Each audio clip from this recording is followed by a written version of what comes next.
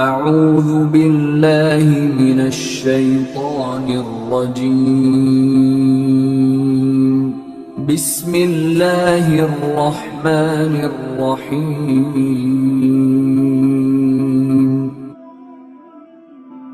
حضرت یہ بھی بڑی پیاری بات ہے، حضرت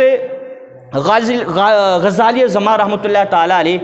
آپ بیان فرما رہے تھے حضور کے سخاوت کے اوپر، حضور کے سخاوت کے اوپر ایک سائل کھڑا ہو گیا اور آ کر کہنے لگا، آپ کہتے حضور زیادہ سخی تھے، تو بات تو ٹھیک ہے، لیکن ایک بات کی سمجھ نہیں آتی۔ کیا؟ انہوں نے کہا جہاں پر حاتم طائی بیٹھ کر سخاوت کرتا تھا نا، اس ہال کے 7 دروازے تھے، اگر ایک سائل پہلے دروازے سے آ رہا ہے، وہاں سے سوال کیا، وہاں سے بھی ملا، وہی سائل دوسرے پہ آیا، دھتکارا نہیں گیا، اس نے سوال کیا، وہاں سے بھی ملا، وہی سائل تیسرے دروازے پہ آیا، وہاں پہ سوال کیا، دھتکارا نہیں گیا، حاتم طائی نے وہاں سے بھی دیا، وہی سائل جو پہلے دوسرے تیسرے پہ اب چوتھے پہ آ چکا، اس نے چوتھے پہ آ کر مانگا، حاتم طائی جانتا ہے، دھتکارا پھر بھی نہیں، پھر بھی عطا کیا اس کو، اور وہی سائل 5ویں پہ، 6 پہ، 7ویں پہ، حتیٰ کہ ایک سائل 7 دروازوں سے جب اپنی حاجت پوری کرواتا ہے، مانگتا ہے، تو وہاں سے اسے دیا جاتا ہے۔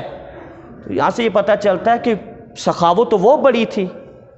سخاوت تو وہ بڑی تھی جہاں 7 بار مانگے اور 7 بار واپس نہ کیا جائے، عطا کر دیا جائے، تو لگتا ہے وہ سخاوت تو وہ بڑی تھی۔ غزالی زمانے کمال جواب دیا، انہوں نے کہا سن، اب مجھے یہ بتا، وہ بندہ پہلے دروازے پہ آیا، اسے دیا گیا، جب پہلے دروازے سے آیا دوسرے پر کیوں گیا؟ دوسرے پر دیا گیا تو تیسرے پر کیوں گیا؟ جب تیسرے سے مل گیا تو چوتھے پر کیوں گیا؟ اس کا مطلب یہ ہے کہ پہلے پر اس کی ضرورت پوری نہیں ہوئی، جبھی دوسرے پر آیا نا، اب دوسرے پر بھی اس کی ضرورت پوری نہیں ہوئی، تب تیسرے پر آیا نا، اور تیسرے پر بھی اس کو اپنی توقع کے مطابق نہ ملا، جب چوتھے پہ آیا نا، تو آپ نے جواب دیا 7 دروازے لے کر بھی پتہ یہ چلتا ہے اس کی حاجت پوری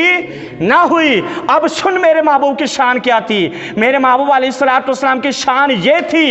جب سائل ایک بار آتا تھا میرے آقا اتنا دیتے تھے، دوبارہ مانگنے کی حاجت نہیں پڑتی تھی، اس کو دوبارہ مانگنے کی حاجت نہیں پڑتی تھی۔ یہ میرے آقا کی سخاوت ہے، وہ بار بار مانگ رہا ہے، اس کا مطلب ہے حاجت پوری،